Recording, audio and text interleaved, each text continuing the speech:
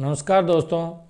आज दशहरा है और आज से पूरे 4 साल पहले मैंने मेरा चैनल बीट कैंसर RJ07 शुरू किया था।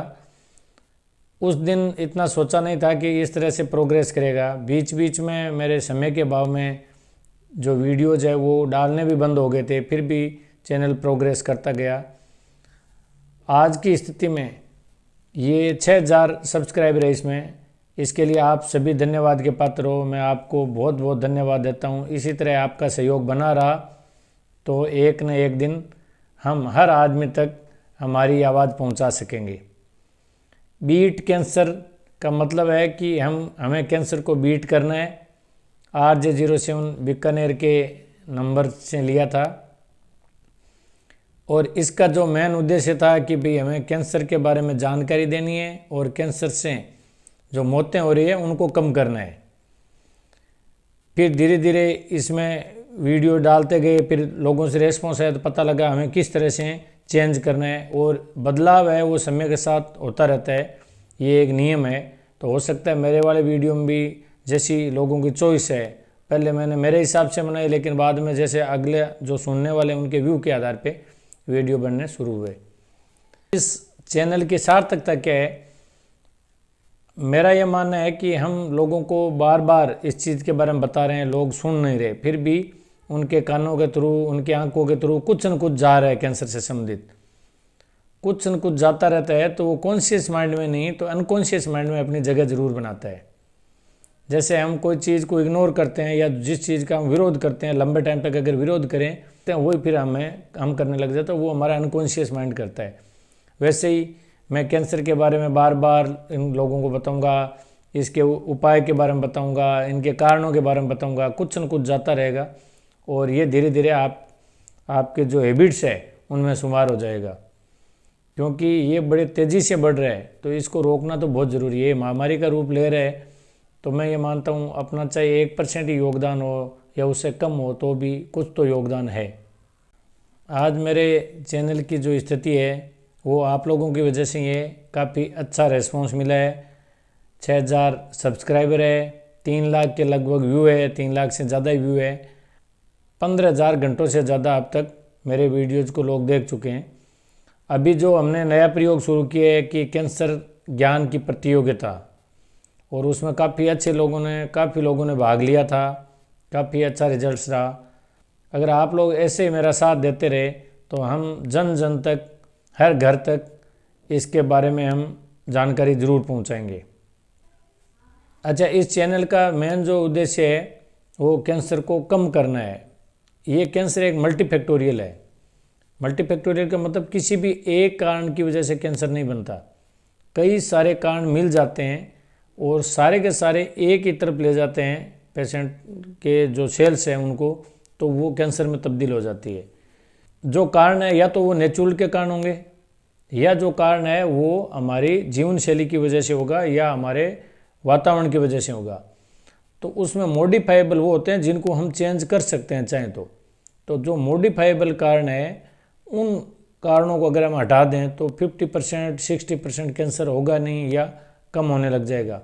तो हम उन कारणों पे काम करेंगे।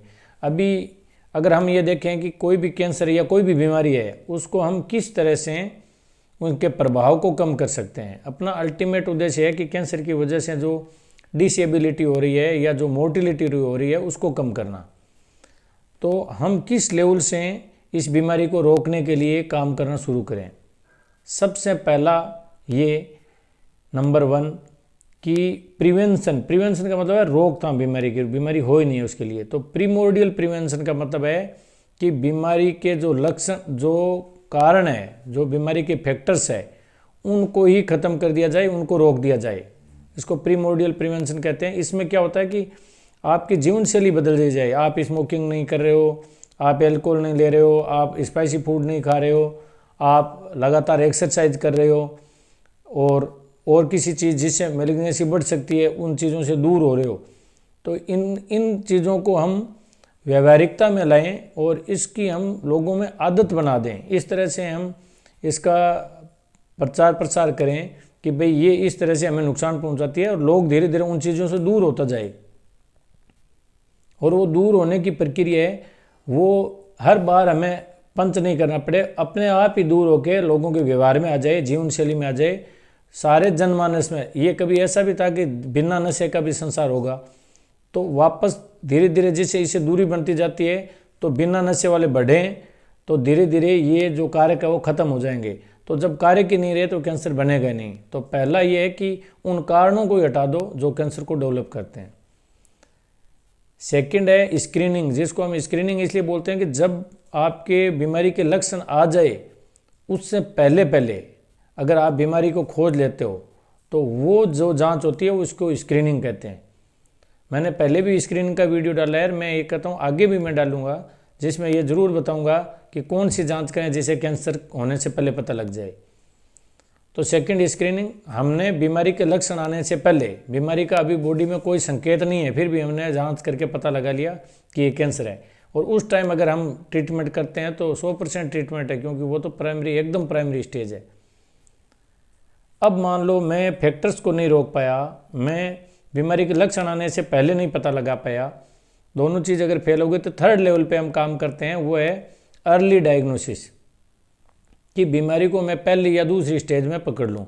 जैसे मरीज के लक्षण आया, या जो भी आदमी को कुछ लक्षण आते हैं वो हमारे पास आए, या किसी भी कैंसर रोग विशेषज्ञ के पास जाता है और वो उसको देखता है कि नहीं इसके ये लग रहा है, तो उस टाइम लक्षण आते ही अगर चेक किया किसी भी डॉक्टर ने और हमने पकड़ लिया, तो स्टेज फर्स्ट या सेकंड में आता है, तो उसके ट्रीटमेंट के चांस 80 to 90% है।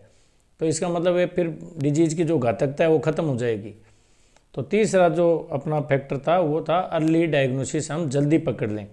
जल्दी कैसे पकड़ें, उसके लिए आम लोगों को जागरूक रहना पड़ेगा कि जैसे ही उसके लक्षण लग रहे हैं और लग रहे हैं तो तुरंत डॉक्टर को दिखाएं और उससे संबंधित जांच करें, या हम जगह जगह कैंप लगाएं। कैंप लगा के, और लोगों को, कैंप में क्या होता है, लोग जागरूक भी होते हैं, कैंप लगता है तो उसके बारे में पता लगता है, प्लस में कोई छोटी मोटी तकलीफ होती है तो ईजीली वहाँ पे पहुँच सकता है, इसलिए वो वहाँ बता देते हैं, और वहाँ से जो सैम्पलिंग होके हम लोग डायग्नोसिस करते हैं तो उसके बाद ट्रीटमेंट हो जाए। चौथी चीज़ है कि अगर मान लो डिजीज़ हो गई और एडवांस स्टेज में भी है तो भी हमें ट्रीटमेंट करना है, क्योंकि यहाँ ट्रीटमेंट के लिए बहुत ज़्यादा बाधाएं हैं। हमारे इंडिया में खासकर लोग सारे डॉक्टर बन जाते हैं और ट्रीटमेंट लेने वाले को ट्रीटमेंट लेने से रोकते हैं। हमारी एक बहुत बड़ी ये आदत होती है, कोई काम कर रहा है ना उसको नहीं करने देना। अगर कोई इलाज लेगा तो उसको इलाज करने से रोकेंगे, अगर इलाज नहीं लेगा तो उसको हम कहेंगे नहीं तू इलाज ले, चाहे हमें नॉलेज हो नहीं हो, लेकिन ये चीज़ हम ज़रूर करेंगे। एक यहाँ पे बहुत सारे लोग ऐसे बैठे हैं जिनको ABCD कैंसर का पता नहीं है, लेकिन देसी दवाइयों के नाम से या किसी भी पाउडर के नाम से देसी दवाई देते रहते हैं।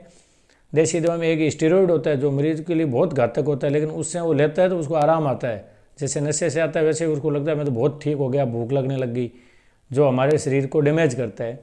वो बहुत कॉमनली देते हैं। अगर कोई पाउडर के रूप में दवाई देता है तो उसको बिल्कुल नहीं लेना चाहिए। जो भी दवाई लें कंटेंट आपको पता होना चाहिए। तो हमने चौथा काम किया, अगर डिजीज हो गई, हम होने से पहले भी नहीं पता लगा पाए, अर्ली स्टेज में भी नहीं पता लगा पाए, तो हम उसका ट्रीटमेंट कर दें। अब अगर हमारे ट्रीटमेंट में भी बाधा आ रही है तो ट्रीटमेंट कर दिया और एडवांस स्टेज में थी, तो अब जो पेशेंट के डिसेबिलिटी हुई, मतलब उसके अंदर विकलांगता जो भी आई, चाहे वो मुंह सूख रहा है, चाहे आँख खराब हो गई या पेट में कुछ हो गया, वो जो चीज़ें हैं, या पैर काटना पड़ गया, हाथ काटना पड़ गया, अगर ऐसा कुछ भी होता है तो वो लास्ट वाला पॉइंट है रिहेबिलिटेशन। रिहेबिलिटेशन में कि आप उस आदमी को वापस समाज में, और अर्थयुग है, ये अर्थयुग है, तो यहाँ आर्थिक व्यवस्था के रूप में उनको वापस स्थापित करें, उसका जीवन वापस से नॉर्मल चल सके, इस तरह से उसको रिहेबिलिटेशन बोलते हैं।